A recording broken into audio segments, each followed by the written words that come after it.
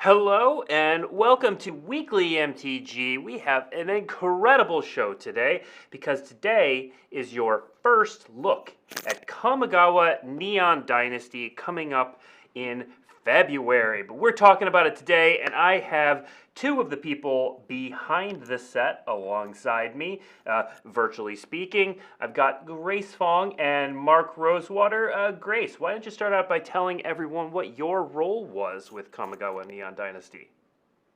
Hey, so on Neon Dynasty, I was one of the narrative designers. So I was working with the other narrative designers to kind of do the outline for the story and get all the web fiction for you guys to read so that you could be welcomed into this set that we have. Yeah. Mark? I was the lead vision designer and exploratory designer, so I led those two teams, and it was my team's job to go, what exactly is this set? Because when we started, we'll tell the story today, but we didn't quite know what it was when we started. So Yeah, and we are going to talk about what this set is, some stuff you can expect, some cool cards. We have previews. We're going to show you some new cards. We're going to show you some new art. We've got a lot of cool stuff lined up. First, let's talk about some important dates we have coming up so you know when to start looking for things. So on January 11th, we're going to come back with a Kamigawa Creative Roundtable that is going to have a bunch of cool people talking about the story and setting and how Kamigawa came to be. We're going to follow that up with some short histories, filling in a lot of the gaps in the last 1,200 years and the storyline between when we originally visited Kamigawa. Then you're going to get all of the Kamigawa fiction on January 24th to 26th before we even get to previews, which are going to start in earnest on January 27th. Mark your calendars. Kamigawa, we were leading story heavy this time, and there's going to be a reason for that because there's some pretty exciting stuff that happens that we don't want to spoil in the cards. But we will get to that. First, 1,200 years is a long time, so we're going to take a look at some of the stuff visually that Kamigawa has to offer. And we're going to start by showing off some art that's going to kind of look familiar, but obviously has a little bit of change to it. So let's throw up the first piece of art, which is of Ganjo, Seat of the Empire. So, Grace, tell us why this is important, what we're looking at, all of that. So even though 1,200 years have passed, the Imperials still have a strong presence here in Kamigawa, and Aiganjo is the seat of their headquarters. So the Imperial Court is here. This is where the Emperor lives. This is where the Imperials have their academy and where they train the people who will be going through Kamigawa and helping maintain order. This art is from one of our partners over in Kogoro. We have a lot of awesome Japanese artists working on this set with us. Tell us a little bit more about Kogoro. So Kogoro was our partner for the Mystical Archive, I believe. Mm-hmm. And they are a Japanese art studio that works with artists who do manga, video game illustration, a bunch of different products there. And they help us find people that can interpret our cards in a brand new style so that we can expand the types of art that is available on Magic cards. All right. And then I'm assuming they helped us with this next one then as well, which is Boseiju, a name that's also going to sound familiar, Who Endures. So what do we see here? What's special about Boseiju? Yes, so this is one of the Kogoro cards. Boseiju is the biggest tree in what remains of the Jukai forest. Essentially, as the 1,200 years passed, lots and lots of urbanization occurred. People started encroaching on the Jukai forest, and Boseiju, the magical tree in the center of the forest, basically refused to be outgrown by the skyscrapers. It grew every single time a new building was raised. It would grow even higher until it is still the highest point in Tawashi, the main city of Kamigawa. Okay. The next piece of art is one that some of you may have seen already today, but we wanted to talk a little bit about this. This is the key art for the set. And Grace, what are we looking at here? So, as you can see, the 5 dragons are back. So, some of you know they probably know that a number of them passed away during the Kami War. But if you in one of those saga stories that you're going to see, then you will get an explanation of how they were reborn and worked with each other to continue being protectors of Kamigawa. Okay, and these are not strictly the same dragons reborn. They're a little bit different, aren't they? Yes. So once when a number of them passed away during the Kami War, Ryusei was the only one that survived. And Ryusei took it upon themselves to bring back Jugen, the dragon who had been protecting the monks of Jukai. And together they worked to bring back the other 3 in new reborn forms. So what you're seeing here is the rebirth of the old magic of Kamigawa within the modern era. Okay, and we are actually going to preview one of these a little bit later in the stream. Next up, we saw this a little bit in the teaser trailer, which actually we skipped over. So let's take a look at the set symbol, and then we're going to show the teaser trailer again. So the set symbol that you will see on all of the Kamigawa cards, right there. That's it. It's a set symbol. Now what we're going to do is we're going to take a look. We showed a little bit of a teaser video earlier today. We're going to show that again here, just in case you missed it. And then we're going to maybe talk a little bit about the hidden Easter egg in it.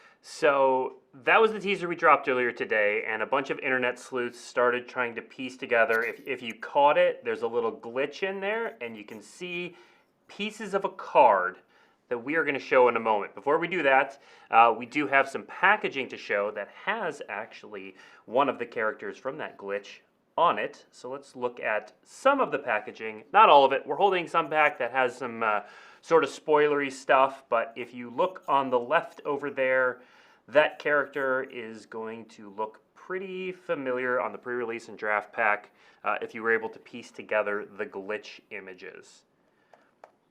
And that character is none other than Kaito Suzuki, which if you're looking down at the bottom of the screen, you'll see is our next topic. So let's put up Kaito's card. Now we're showing you 2 versions. There is a 3rd version of that. We'll get to this in a moment, but this is Kaito Suzuki, a black and blue for 1 blue and a black Planeswalker named Kaito. 3 loyalty. At the beginning of your end step, if Kaito Suzuki entered the battlefield this turn, he phases out. +1, draw a card, then discard a card unless you attacked this turn. -2, create a 1/1 blue ninja creature token with this creature can't be blocked. -7, you get an emblem with whenever a creature you control deals combat damage to a player, search your library for a blue or black creature card, put it on the battlefield, then shuffle. Mark, this card says ninja on it. It does.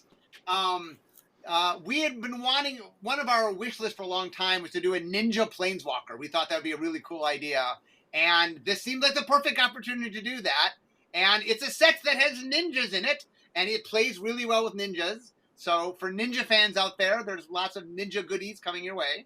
And he's a fun card. We made use of phasing to sort of do a sort of cool, like he's hard to kill on your opponent's turn because he's not there. And so there's a lot of fun things with this card, and he works really well with the ninja. I'll say that. All right.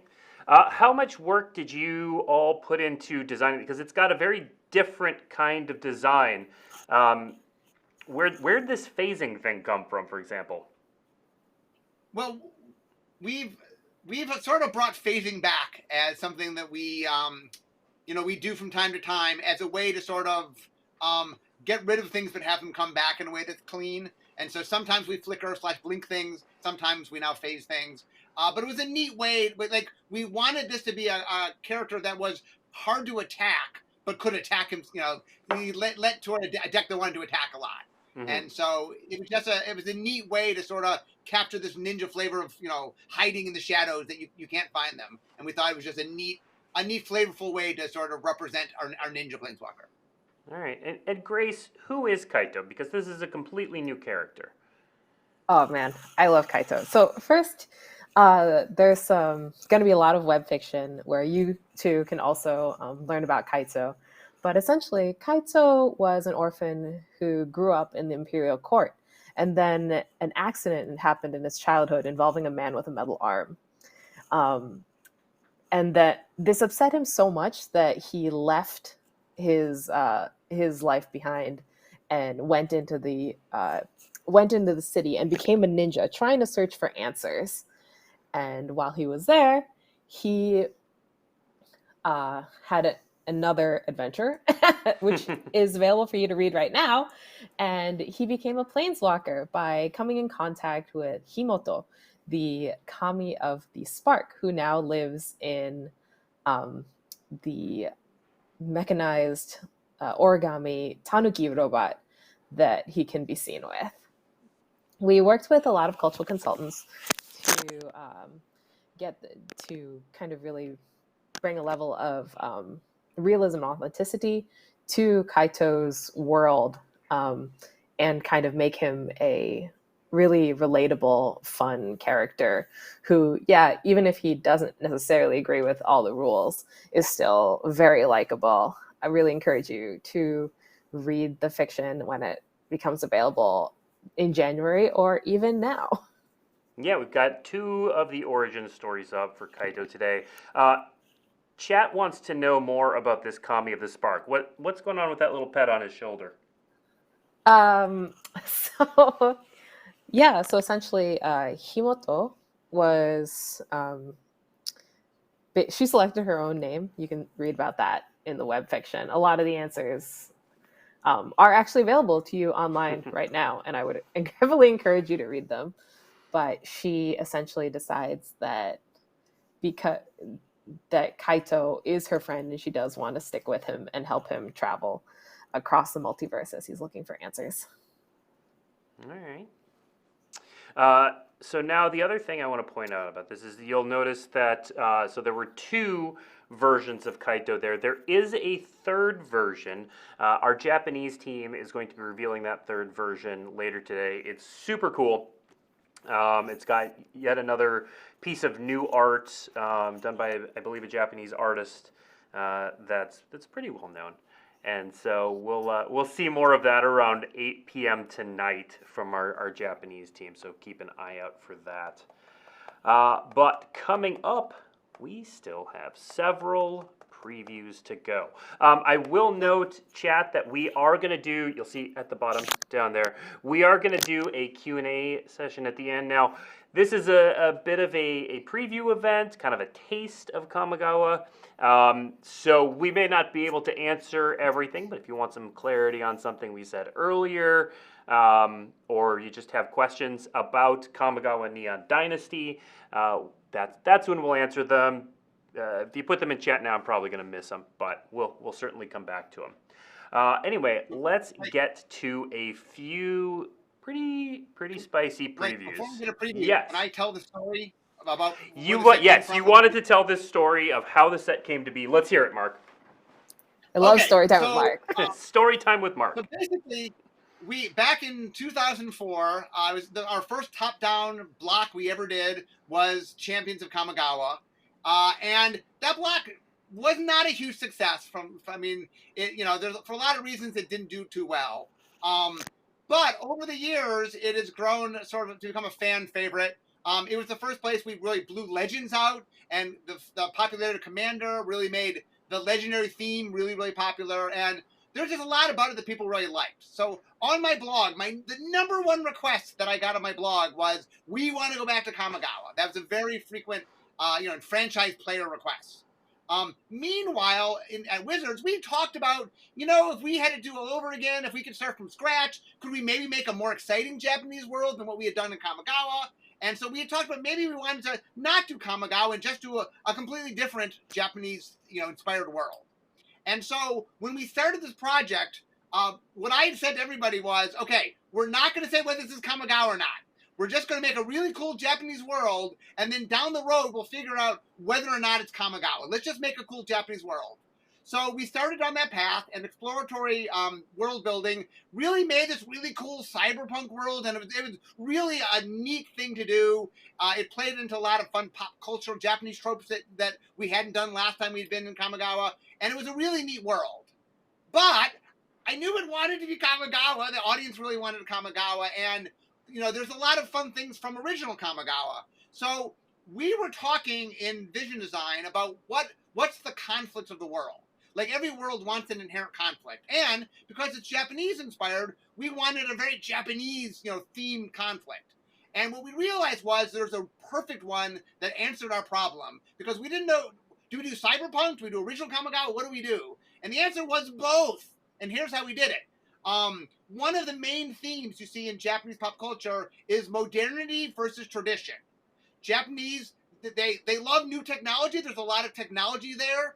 But in the same sense, there's a real honor of tradition that goes on.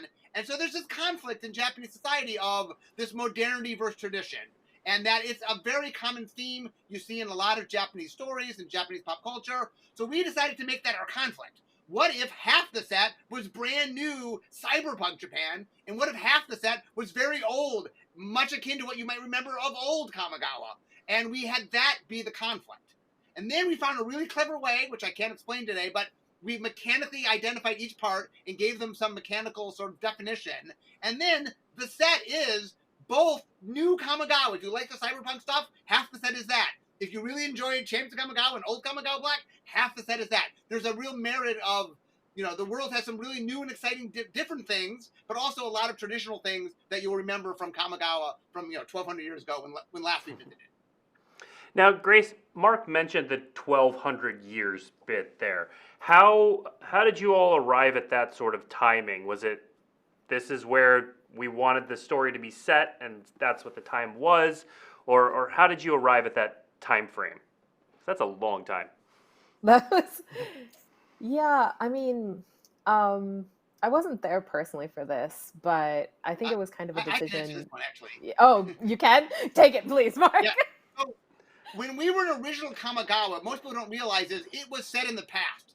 Champions of Kamigawa was not set in present day. I mean, back when, in 2004, it wasn't set in present day. We'd wanted to tell the story, and we wanted a certain feel to it, so we specifically set it in the past. And then there's a character that came to Dominaria, so there's elements of that story showed up in more modern day. But what we're visiting right now, the Neon Dynasty, is present day Kamigawa, and Kamigawa from Champions of Kamigawa was, even when we told the story, was set way in the past. So that's why there's a long gap of time. Was that Champions was set in the past? It wasn't modern day match even when it came out. Yeah, and Grace, what was that connection like? So this is my prompt. Talk about the Umezawas, because that sort of is sort of the name through line. And for anyone who read the story this morning, the name gets dropped again. So talk a little bit about that. Yeah, so obviously, if you're familiar with Old Kamigawa, Toshiro Umezawa was a very notable figure who had influence across multiple planes, right? And one of those planes being his home plane of Kamigawa. So Umezawa is a the people who took after him, either his immediate relatives or people who just wanted to be like him, they started to their own. They evolved and like created their own gangs essentially within this modern times. So like they maintain that feeling of tradition by like having the piety and association with each other and with that name. And you can see his latest successor in the web fiction that went up today, working with Kaito. Yeah. Also, from a Magic history standpoint, the first Umezawa actually showed up in Legends, which was the third ever Magic expansion. Tetsuya Umezawa was the first Umezawa we ever met. But he was on Dominaria, so there's a whole story of how did he end up in Dominaria. But we met his ancestors in Champions of Kamigawa, and then we meet his lineage later on. So there's a lot of Umezawas that we have met over the years. And that Umezawa is connected to Nicol Bolas in a really big way, and so it's all connected. Okay, let's start showing some more previews. Kaito was kind of a preview, but some people pieced it together before this. So we promised one of the dragons, so let's meet the first of our dragons, Atsushi the Blazing Sky. A 4/4 legendary creature, dragon spirit for 2 and 2 red with flying and trample. And when Atsushi the Blazing Sky dies, choose one. You get to exile the top 2 cards of your library until the end of your next turn. You may play those cards or create 3 treasure tokens. So, Mark, what were you going for with this card and the other dragons? So, one of the challenges of this set has been we wanted to make as much throwbacks as we could to original Kamigawa, but one of the problems with original Kamigawa, the mechanics were not the high point of original Kamigawa. And so there's not a lot of things we wanted to bring back, but we really said, what are the cool things? What were the neat mechanical things that original Kamigawa Black did do? And one of which was the dragon cycle, that there was a cycle of these dragon spirits, and when they died, they had a powerful effect. So we knew we wanted to bring them back, we wanted to update them. So what we did is, once again, you have these powerful dragons that all fly, and when they die, but instead of one effect, you now have a choice between 2 effects. So it's bringing it back, but putting a little twist on it. All right. And Grace, it looks like the art on the extended version is special as well? Yeah, you could see some of the different cities within another location, Sokenzan, in the background there. I'm pretty sure that this was actually painted traditionally, like with oil paint, which is part of the thing that blows my mind with this specific card.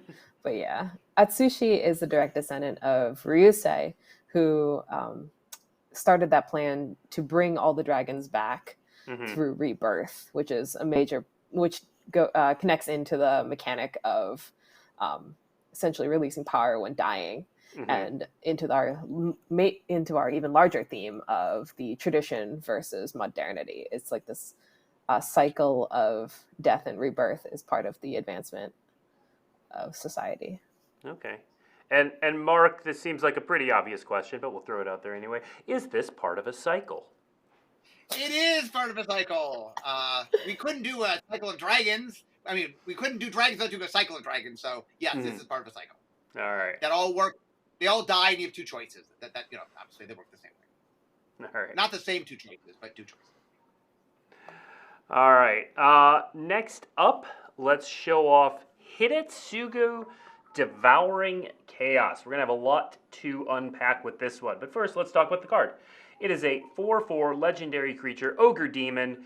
Hidetsugu Devouring Chaos costs 3 and a black. It has black, sacrifice a creature to scry 2. And then for 2 red and tap it, you can exile the top part of your library. You may play this card this turn. When you exile a non-land card this way, Hidetsugu deals damage equal to the exiled card's mana value to any target. So first of all, Grace, tell us, who is Hidetsugu and why should we care? So this is in fact the same Hidetsugu from 1200 years ago. Unlike the dragons who were reborn and the Umezawas who are descendants or successors of the people that you know from the previous sets, the Hidetsugu actually consumed the Oni that he worshipped, hence giving him the ogre demon creature type, and basically became a mystical being in himself. And so now he's still running around causing the same kind of chaos that he was known for even back then. All right.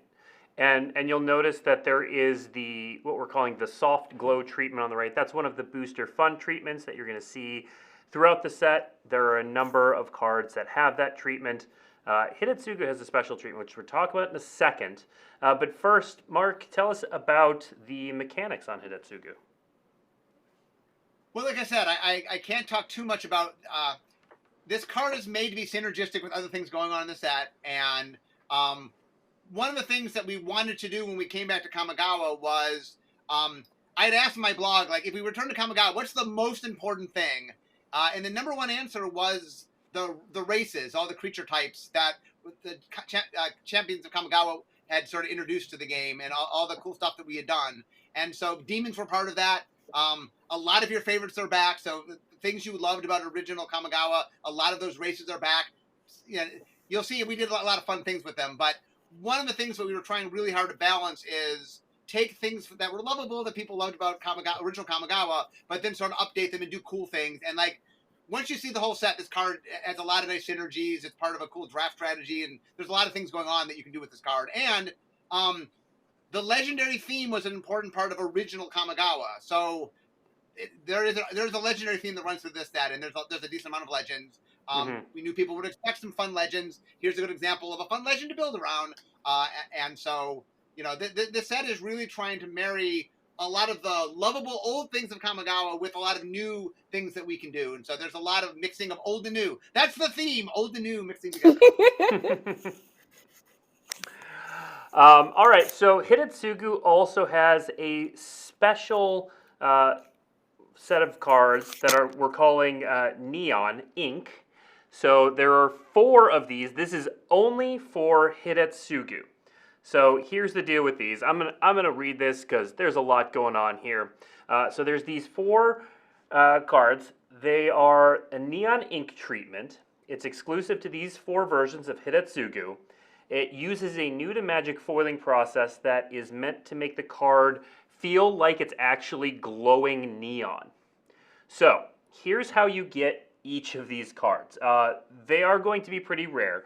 So fewer than 1% of collector boosters. These are 3 of these are collector booster exclusives. The blue, the green, the red are collector booster exclusives.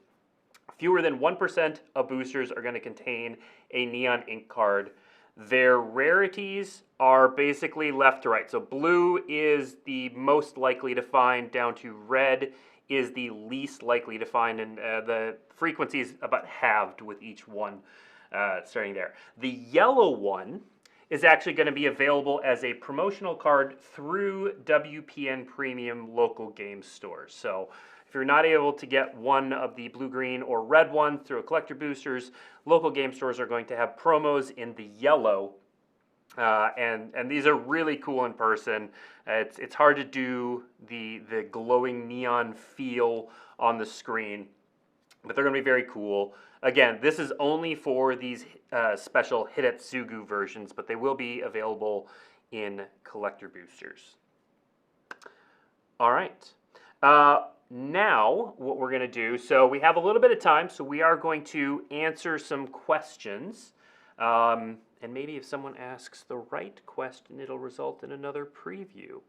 So I'm going to try to keep up with chat. Chat's moving pretty quick right now. It would help if you tag it @Magic with your question. We are only answering questions about Kamigawa Neon Dynasty at this point. I know you all have lots of questions about lots of things, but we're going to, oh my God, chat, it's moving really fast.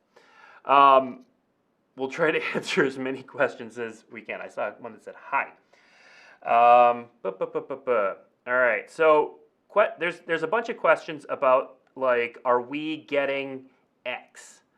We're probably not going to be able to answer those questions. So I can answer all of them. All Maybe. of them. Maybe. Thanks, Mark. Okay, here's a question we might be able to answer. What was the, and this is for both of you, what was the hardest part about returning to Kamigawa? I can go first. Sure. Sure. One of the challenges mechanically is original Kamigawa is not the high point of Magic design. There were a lot of mistakes made. It was a very parasitic set, and there's a lot of things. So, in trying to do the new set, we did what we can to sort of get elements of the old set, but there's not a lot of mechanics brought back. I'm not saying none, but there's a lot more of us riffing off ideas and concepts and cycles. Like there's a lot of you'll see old Kamigawa mechanically in the new Kamigawa, but it is not. There was not a lot of things to bring back whole cloth. So there's definitely a lot of inspirations and a lot of things you'll see this inspired that. But it was a really tricky set in that there wasn't just all these mechanics to bring back because there were a lot of challenges with some of the mechanical definition in original Kamigawa. All right, Grace? We had actually kind of like a similar challenge on the creative side. I think our biggest challenge was like balancing that old new effect. And we kind of solved that by essentially asking ourselves this aspect of the original Kamigawa, how would it have evolved over this time period? How would that Kami magic still be there? Would this Kami still be around doing the same thing? And so we ended up being able to put in a lot of references to characters and creatures from that people would have been familiar with. And it's kind of like revisiting your old friends like a little later to see what they're up to now. And this gave us also a way to introduce people to Kamigawa by adding in a more modern understanding of Japanese popular culture as well. So actually the old versus new became old and new to actually create something even cooler. Cool. We have a specific question about Kaito from Mark. Question from Mark, doesn't Kaito's new passive get rid of the main downfall of Planeswalkers in that he can't be attacked? If we can put Kaito back up on the screen, Sean. I mean, part of the idea is we wanted to make a Planeswalker that worked a little bit differently. Yeah, yes, we made a Planeswalker that sort of helps with one of the general weaknesses of Planeswalkers, but hey, you know, we make a lot of Planeswalkers, so well, if I'm not mistaken, he only phases out because phasing doesn't trigger entering the battle. I could be wrong about this. It doesn't trigger enter the battlefield. So he only phases out one time. The turn you cast him, he'll phase out, but then after that, that doesn't trigger again, unless you find a way to blink him or something like that. You're correct, right? That the card only makes it phase out one time, but other cards could help you phase him out because obviously there's other ways, maybe in the set, to do stuff like that. Okay. Next question, probably from Mark. Does this set have more legends than the average Premier set? It is above average on legendary creatures because there is a legendary theme in the set, yes. Okay. When do we find out how the yellow Hidetsugu will specifically be distributed? Should we look out for a WPN article? So there's actually on dailymtg.com at the conclusion of this show, there's going to be the language I was parroting and reading a little bit came directly from that article. So there is going to be an article that talks about how all the neon ink ones are available, as well as some other stuff that we have covered or are about to cover. All right, how about this question? Someone asked the right question. Yeah, it's time. It's time. Are there going to be full art lands? Grace, are there going to be full art lands? Blake, I guess maybe we should show them. I think we can show them. All right, oh, so they're so pretty. They're so pretty. All right. These are so gorgeous. Like I freaked out whenever I saw them. So, as I mentioned before, we worked with Kogoro to work with a lot of Japanese artists. And so, one of these things that we worked with them on was creating full art basic lands for you. Mhm. And they are inspired by the ukiyo-e style of painting, as well as our old versus new theme. So, we have one cycle of the traditional, beautiful, natural world, what is it? Natural landscapes Mhm. of all of Kamigawa, and on the others we have the different urban centers that represent each of the colors. Mhm. So we just saw Ganjo and um, Kenzan, Otawara, and because they're so beautiful, the art takes up like the vast, like it's 90% of the card. It sells the whole thing for you basically. These are just absolutely beautiful, and I Mhm. love them so much. Yeah, the story I love to tell is when Chris Rush, the artist who did Black Lotus and worked on early Magic, he first pitched full art lands, and the response was, "Why would anybody ever want those?" Oops. So Chris was correct. Yeah, these are amazing. So there's 2 of each. Okay, and then I've seen a couple comments / questions about how you get these. So you can get them in draft, set, and collector boosters in both traditional foil and in non-foil. So in draft and set boosters, roughly 1 out of every 30, or 1/3 of draft and set boosters will contain one of these lands. And then every collector booster is going to contain 1 foil of one of these. So yes, you can absolutely get these in basically any pack.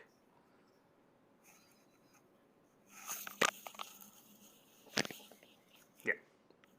These are amazing. Okay. Thanks to the person who asked the correct question. All right, let's see what other questions. Let's see, the soft glow treatment, what kind of cards get that treatment? A variety of cards. It's not a specific category. There are a couple of frames that do have specific categories. We saw the Ninja frame on Kaito. That is one of the frames. The soft glow was applied to a lot of cool cards.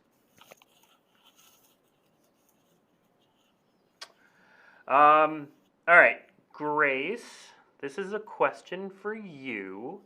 Let's see. So you can talk about kind of any sort of older lore, probably. So I love the lore of Kamigawa. Kitsune and Natsumi are some of my favorite tribes. I know you can't share much, but could you please share any world building trivia about them? Any little snippet that you can maybe share for people? I can tell you that you're going to see a variety of the peoples of Kamigawa. They're still around. Then you'll definitely be introduced to them very soon. Mm-hmm. For all the people asking about samurai, you'll just have to wait and see. Will there be other cards with Who the? knows? Who knows? Could be anything. No Let's see. Will there be other cards with the neon ink treatment? No, the neon ink treatment is specifically for that Hidetsugu.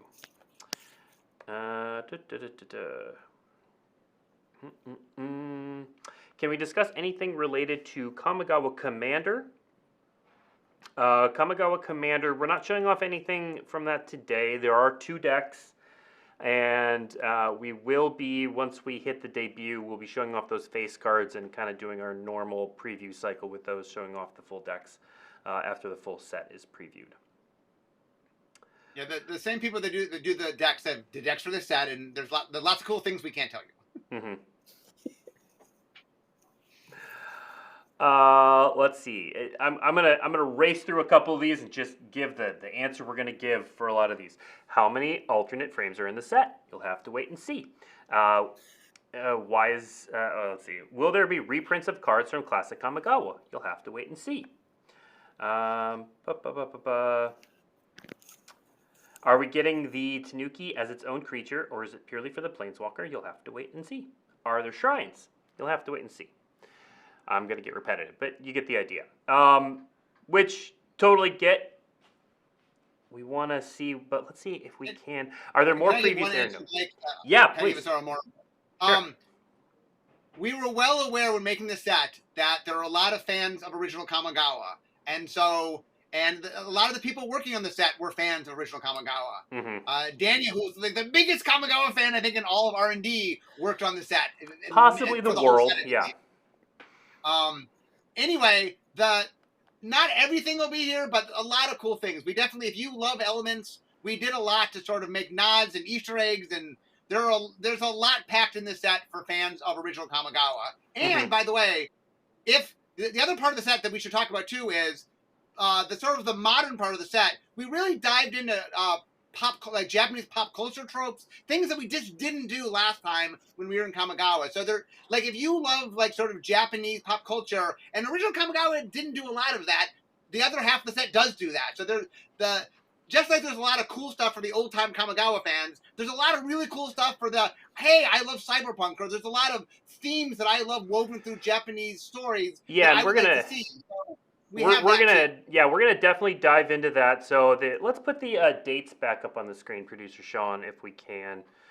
So that creative roundtable on January 11th, if you're interested in any of that, any of the behind the scenes world building for Kamigawa, how it came together, we're going to answer actually a lot of these questions about different groups that are still on Kamigawa or gone. A lot of that's going to be answered then. The short histories will work through a lot of that. The fiction obviously will as well. So definitely mark your calendars if the story and the lore and the world of Kamigawa, which is really resonant, resonates with you. Let's see, there are also a couple questions about the ukiyo-e basic lands, and so we'll just clarify a couple things on that. Will we get the English basics in English boosters too? Yes. So these are in, they have Japanese on them, but they are the version of these lands that will show up in all language boosters. So whatever language booster you have, you will get those versions. So are they full art only in Japanese? Yes, the writing on them is only in Japanese, but you can get them in any language booster. The writing is part of the art, by the way, just so people are clear. Yep. That the words of the name of the card in Japanese are literally part of the art. They're not a separate element of the card. Yep. I think we can answer this one, Grace. Because it is part of that conflict between the old and the new, and it's a question a lot of people have. How does magic work on Kamigawa? I see that there's a lot of high-tech simulation effect. So can you talk a little bit about the relation between technology and magic on Kamigawa? So basically, as the years progressed, the things kind of got more democratized. So essentially, magic used to be restricted to Kami, right?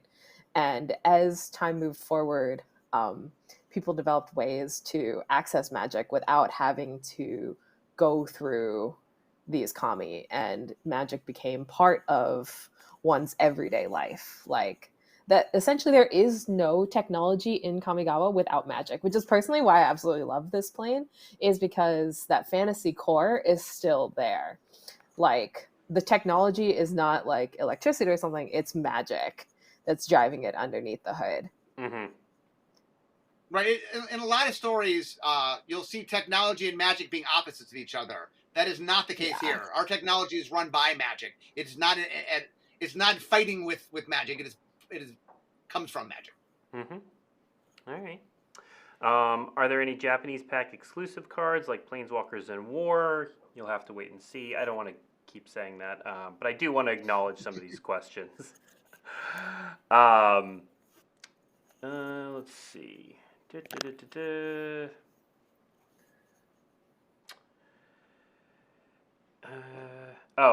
I'll answer this question. Can you explain why we are now 1,200 years in the from previous Kamigawa and not the before mentioned 10,000 years in the future? So way back when we first mentioned Kamigawa, we said 10,000, and it was just a mistake. It was just straight up an error that we put out in the public. 1,200 years is the correct distance between when we were last on Kamigawa and we're now on Kamigawa in story terms. Although it feels like it in real world terms because I'm old. Yeah, just to stress, this is modern day Kamigawa. Like, that hopefully you'll understand, because there's been a lot of questions online about, we've seen characters from Kamigawa, for example, in other places, and they don't necessarily look like the cyberpunk version, but that's because they might be from the traditional version. You know, the Kamigawa is not all the cyberpunk. There's a lot of the traditional part there as well. So if you saw characters that are from Kamigawa and they looked more like tradition than cyberpunk, that's why they're from that part of the world. Yep. And then I'm just going to kind of blanket answer all of the questions about the preview schedules. When are we going to see more cards? The debut date, January 27th, is the day you want to circle on your calendar if you want to see new previews. Although, you know what? The holidays are coming up. We like you all. Maybe we'll do a little something. Maybe we'll do a little something. Let's see. Yeah, I don't want to keep repeating wait and see, so I'm trying to find a question that we actually can answer. No, they're great questions. You know, there's obviously a lot of people who really care about Kamigawa and are invested in it. And I don't want to keep saying wait and see. So throw me a question, like, I'm really good at not answering questions. Actually, no. You know what? You can't answer this question. Let's put Hidetsugu up on the screen. It's interesting Hidetsugu can sacrifice itself. It seems weird that a demon would do that. Can you discuss the design choice here? Mark, you may or may not know the answer to that, but Hidetsugu one of the things that we generally, like, normally if you have to sacrifice a creature and it enhances the creature, we tend to say another creature, because there's no reason other than to sacrifice for the sake of sacrificing it. But this is a scry ability, so there might be a reason you'd want to sacrifice it mechanically, that you'd want to sacrifice it to itself so that you could do the scry ability. And so in this particular case, we lean toward mechanically gameplay, the better play. Would a demon sacrifice himself? I don't know. Demons do all sorts of things. But it was better gameplay, so we chose better gameplay. Yeah. I mean, narratively, he ate himself, kind of. Like, what he is now is because part of him ate another part of him earlier. So, kind of works. Okay, so mechanically and creatively, it's good. Here, we can answer this question. Mark, will cards from the new set play well with cards from the old set, for example, in a cube? I mean, there are things that will play together. I do want to stress to the audience, this is not, a lot of times we revisit worlds, and it's like exactly, like we come back to Zendikar or Innistrad or Ravnica, and they play really, really similar to what it was when we were first there. This is not really that. Not that there's not overlapping themes, not that you can't combine the two sets and have it play nicely. There are definitely themes that overlap, but this set is a little more a new thing with touches of mechanical elements that you can see in the old set. So there are 100% decks you can build between the two, but it has to do with certain themes. Not every theme got carried over from the old set. So yes, some themes will play together, some won't. I just want the audience to understand this is not like we revisited Kamigawa and it's exactly Kamigawa mechanically. There's a lot different mechanically. All right. We can answer this. It's not going to give people much information, but it's a nice question. Do you have a card you really love in this set? You don't have to say what it is. I'm like, I'm going to give a non-answer, and it's like, yeah, it's the one that I set as my work computer wallpaper. There you go. Okay, so my favorite is, there's a card I made in original Champions of Kamigawa block that we reference, and I love the original card that I made, and I love the reference. Oh, so, now someone's going back through your old articles to look at, like, what did Mark design in the old... So have fun. You know what? If you can find that and you can figure out what the new card is, you know what? Congratulations. I know, right? You deserve it. Yeah.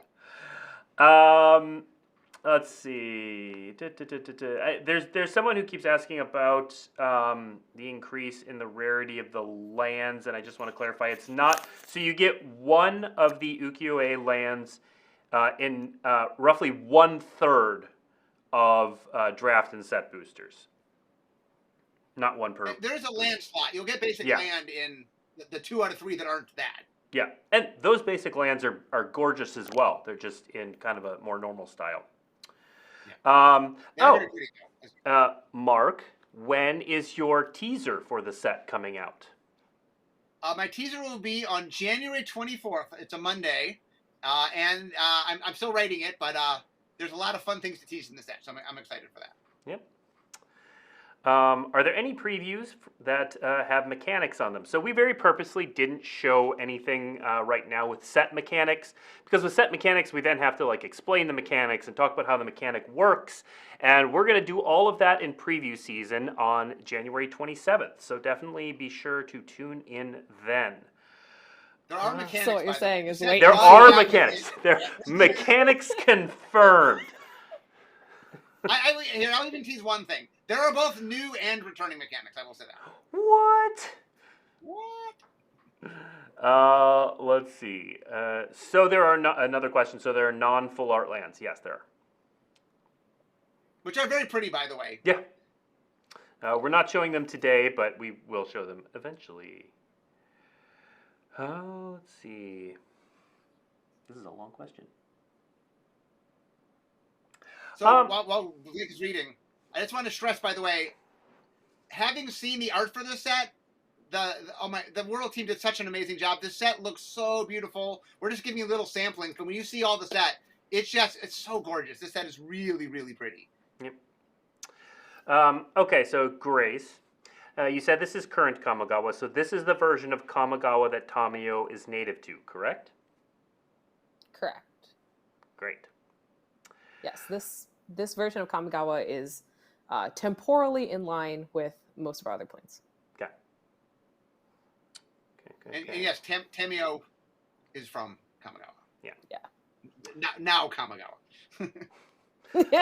She's not a time traveler. That would add a completely new dimension to her character. Are there going to be 2 commander decks or 4? There will be 2.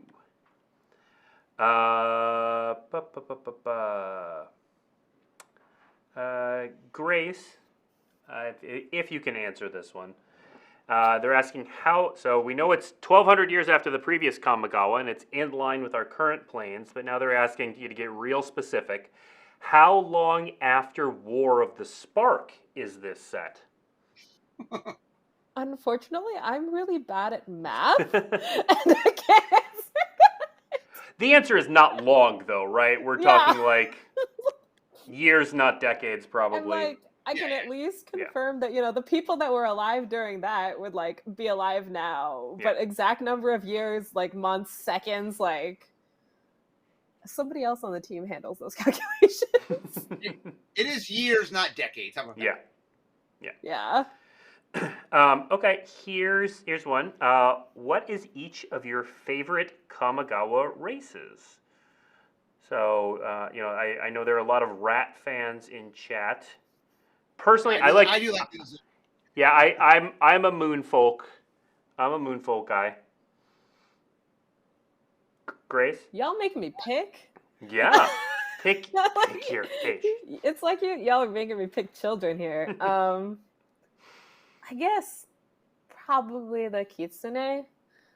Just because that's kind of like the spirit that like when I was a kid I grew up with and I thought was the coolest when I was like 4. Followed by the Orochi because there's a lot of like snake legends that I really jived with as a kid coming out of like East Asian culture. Yeah.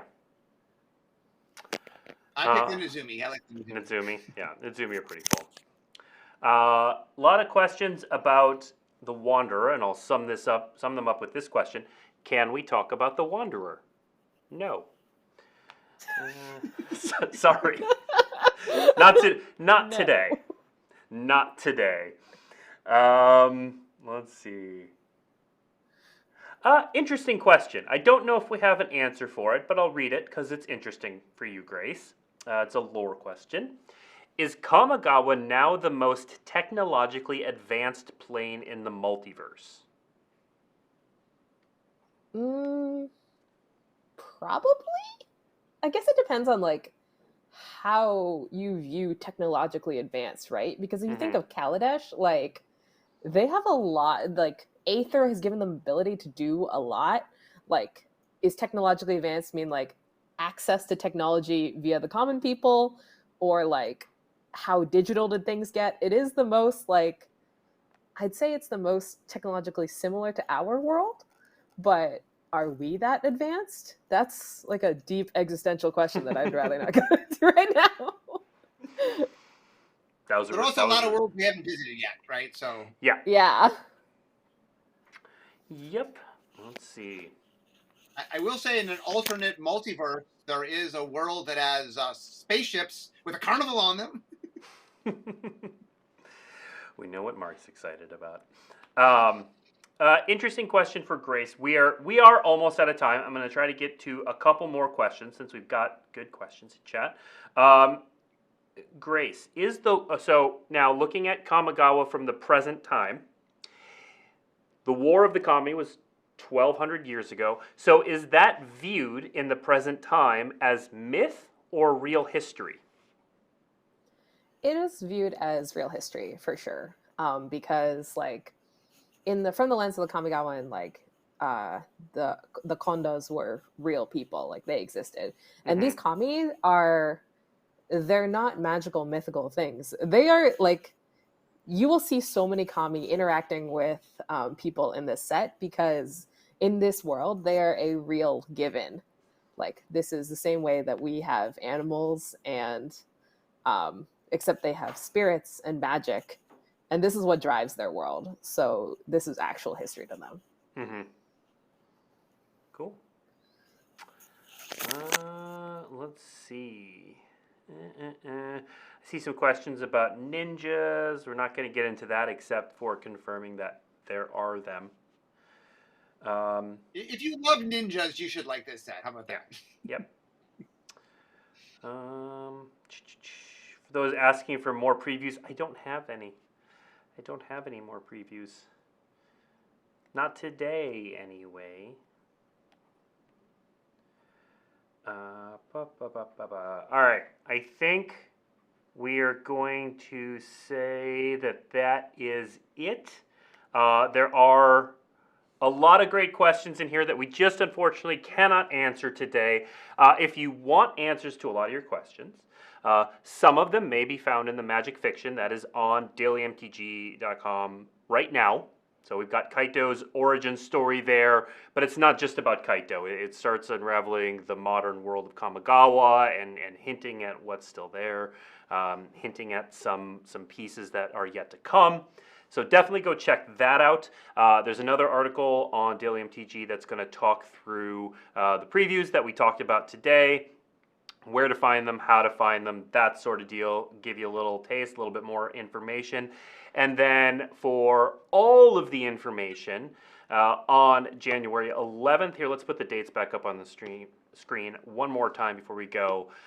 We are going to host a creative roundtable online, so you'll be able to watch some of the minds behind the world of Kamigawa Neon Dynasty talk about its creation, to answer a lot of these questions that many of you have been putting in chat about the world, about the characters, about everything going on. And then between then and the 21st, we're going to unravel a lot of what has happened between the original Kamigawa and now. So you'll get a sense of the transition in time. We're going to have 1 to 2 stories, short stories each day. And then on January 24th through the 26th, we are going to hit the story of Kamigawa Neon Dynasty. So you'll find out exactly what happens in this set. And then previews start in earnest on January 27th, when we debut with kind of our normal debut stream and follow-up and preview bonanza. So that is it for today.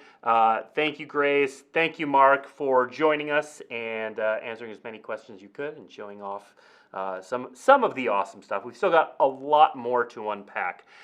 Thank you, everyone, for tuning in. This is our last show before the holidays, so we'll be back in January. Stay tuned for that, and have a good